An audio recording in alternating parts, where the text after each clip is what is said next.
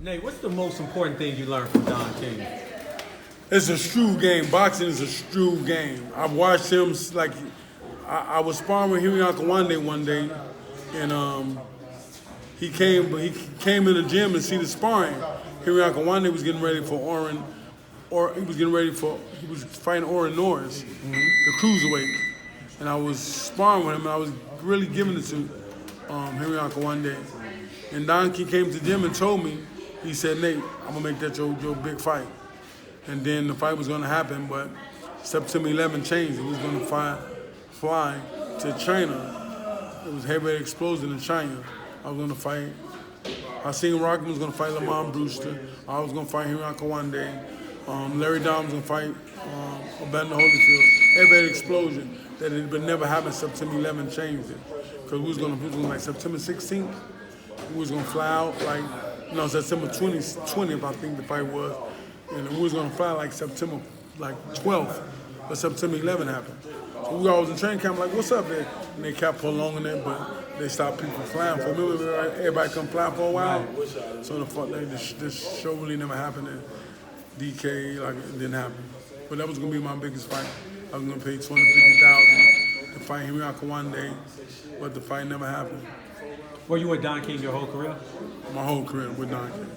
Do you think you made a great decision by signing with Don King? When you look back in retrospect. I think I made my best decisions.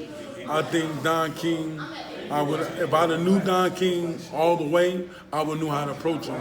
But I didn't know how to approach him all the way. Like, just let him come straight forward with him. I didn't do that. And I should have did that. And, look, nigga, you gotta be straight real with him.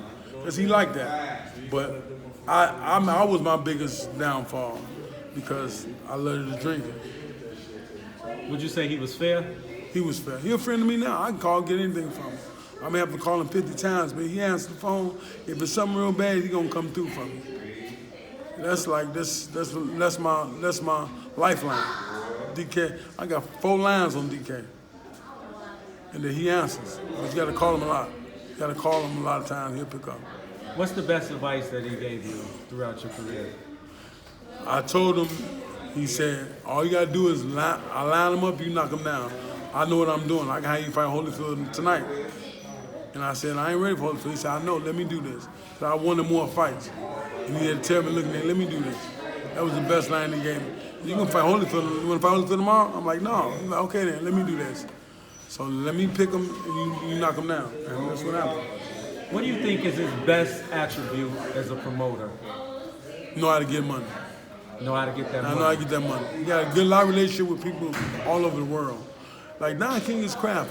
He don't get that far without being known this game. And he ain't no pussy.